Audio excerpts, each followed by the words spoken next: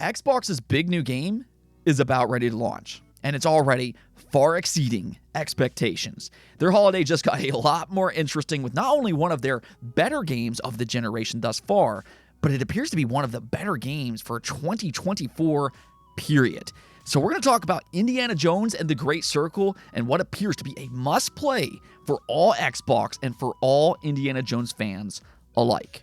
Let's just go and get right into things, though, and we'll just go ahead and start off with AntonBlast. Now, this is a game that started off on Kickstarter a few years back, and it ended up reaching its funding goal in less than 72 hours. And I think when you see it, you can clearly understand why. This is a type of game that, for whatever reason, Nintendo hasn't done in a very long time.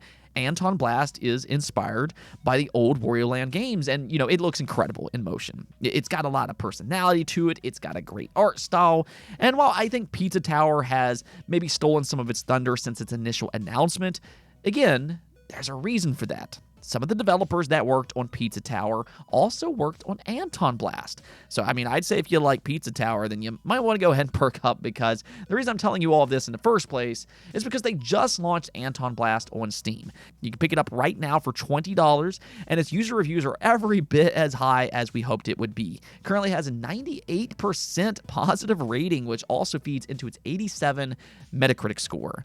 Even better here is that its Nintendo Switch launch is set for December 13th. They just announced that today, so for you Nintendo fans out there that's been waiting for a new Wario Land game for, what kind of feels like forever by this point, well, now you have something to look forward to in the very imminent future. This could end up being a great holiday pickup. Now, Indiana Jones and the Great Circle just got a new advertisement, which has been somewhat of a conversation these past few weeks, kind of similar to Starfield. Bethesda is seemingly waiting until its launch to really ramp up its marketing campaign for the mass audience. In the meantime, they've kind of been doing these early previews and just kind of showing off its gameplay for the more hardcore community. However, it's now been spotted that an Indiana Jones ad is popping up on Battle.net. Now, I don't think this should be overly surprising, just considering Microsoft now owns Battle.net. This is one of the advantages that they get by having Xbox, Bethesda, Activision, and Blizzard all under the same umbrella. They can use things like Battle.net to reach more players when they advertise their first-party games. A lot of people log on to Battle.net every single day to play games like Overwatch, Call of Duty, and World of Warcraft. This could be a sign that they think highly of Battle.net. We saw Microsoft fold the Bethesda PC launcher after the Bethesda acquisition, but the fact that they're using Battle.net as an advertising platform, that could be an indication that it's a lot more popular and could be a platform that Microsoft utilizes going forward. Who knows? Maybe they'll even bring more of their games to Battle.net in the future. Oh, and here's a very welcome piece of news. We always talk about delays on the channel. We've had plenty of those in the past few years, but as a bit of a change of pace here, Warhorse Studios just announced that Kingdom Come Deliverance 2 will actually release 1 week ahead of what they previously announced. So now you'll be able to play it on February 4th instead, and I think this is a very smart decision on their part. If you look at the month of February, it is a shockingly busy month for 2025. It's got several heavy hitters like Monster Hunter Wilds. I think that's the game that's going to draw the most attention in February. It's likely going to be a multi-million seller within just its first 24 hours. But even after that, there's still games like Assassin's Creed Shadows, there's Avowed. Admittedly, both of those games are linked to a lot of controversy, but they are still notable releases at the end of the day. And then there's games like a Dragon Pirate. I'm really looking forward to that one personally, and even Civilization 7. So February, by all means, is going to be a chaotic month for gaming, and instead of delaying their game to avoid some of that chaos, instead what they're doing is that they're going to try to get out ahead of it and just be the front cover of a bookend for February. So I hope this plan works out for them. The first Deliverance game was really good, and the sequel could potentially be even better with just how much they've learned from that first entry.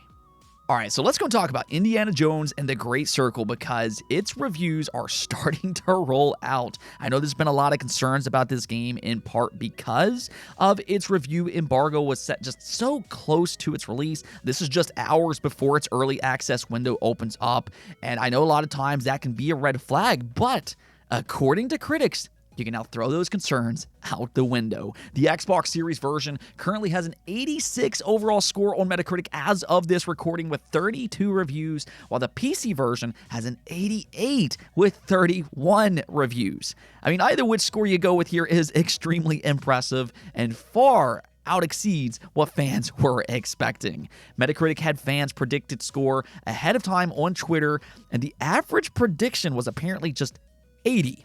So this is a significantly better score than what most fans were expecting. And I think that's just so amazing to hear.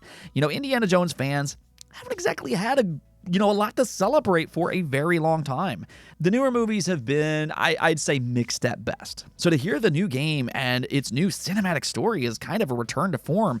I think that's incredibly exciting for fans that's been craving a good, authentic Indiana Jones experience for such a long time. I mean, it might be a different format than what we're used to seeing, but still, all the same, it sounds like it's a great cinematic experience like you'd want to see for the Indiana Jones franchise. And also, just as importantly here, it's a lot of fun to play. And that's the part that has me personally very excited about the Great Circle.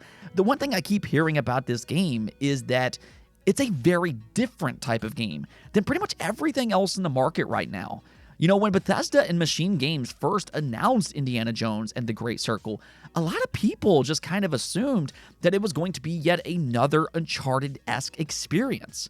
In other words, it was going to be another third-person, over-the-shoulder cinematic experience. And hey, you know, that would have been cool and everything. I love the Uncharted games. I love Tomb Raider. But I mean, we already have a lot of those games as is. Do we really need another? We have no shortage for third-person cinematic experiences. So instead, Machine Games stuck with what they do best.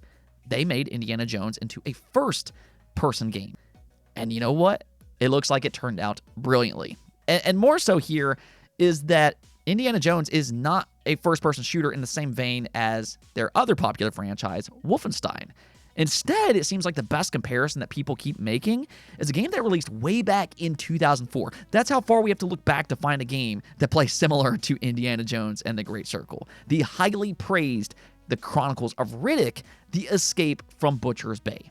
That seems to be its best comparison because in Indiana Jones, its gameplay is less about shooting and more about hand-to-hand combat and stealth. And I think that's a great choice by Machine Games. You know, the thing is that in the movies, Indiana Jones doesn't just go out guns blazing. He instead uses his wits, he uses his fists, and he kind of sneaks around, and guns are more of a last resort type of measure.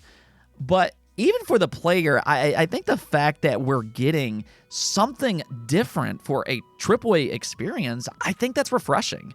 I mean, we literally just talked about this situation yesterday. Most AAA games anymore don't take risk. Yet, here we are. And I think we can actually make a very real debate that Indiana Jones and the Great Circle is maybe one of the most unique AAA games that we've seen this generation. So yeah, I mean, at least for me, I just got a lot more excited to play the Great Circle. It looks like it's every bit as good as we hoped it would be, and that's big for Xbox this holiday. It's a great way for them to end the year, and it's a great way for them to highlight something for Xbox Game Pass. I mean, for their final 3 months, they gave us Black Ops 6, Stalker 2, and now on top of that, Indiana Jones and the Great Circle. All of these games have been day one releases. So if anything else, subscribers are absolutely feasting, to say the least. But let me know what you all think. Are you more excited about Indiana Jones and the Great Circle now that reviews are out? Okay, now one last thing before we go. Valve could shake up the industry yet again with their SteamOS potentially coming over to more platforms in the nearest future. It was spotted that Valve recently added new branding and logos to their guidelines, and you can see them here.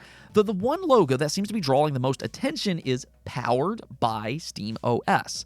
And basically what this suggests is that SteamOS could be coming over to more platforms outside of just the Steam Deck. You know, Valve has had a lot of success with the Steam Deck, and one of the big advantages that they have over other PC gaming handhelds is the fact that SteamOS is just a better optimized operating system and is a more console-like experience, whereas these other companies, like ROG as one such example, is that they're using Windows. Now, there are some advantages to using Windows, such as the inclusion of something like PC Game Pass, but the UI itself is not necessarily great for these type of platforms. Windows just isn't really built for PC gaming handhelds, and the more we see them, the more clear that becomes. And that's where the SteamOS comes in. Even more so, there's been rumors that Valve is working on their own console-like platform, and that wouldn't surprise me all that much. They've shown aspirations for this in the past with things like Steam machines. So we could maybe see a return to that idea with a much improved SteamOS, and that could be a pretty cool option for consumers. I mean, Steam is an amazing platform, and if it's more readily available, then hey, a lot of people might buy into it.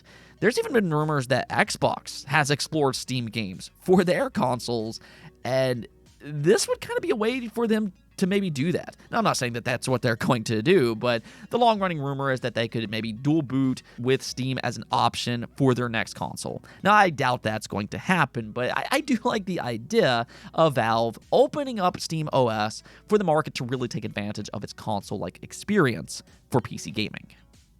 Anyways, though, that's going to be it for this episode, but until next time, make sure to hit that subscribe button, and peace out.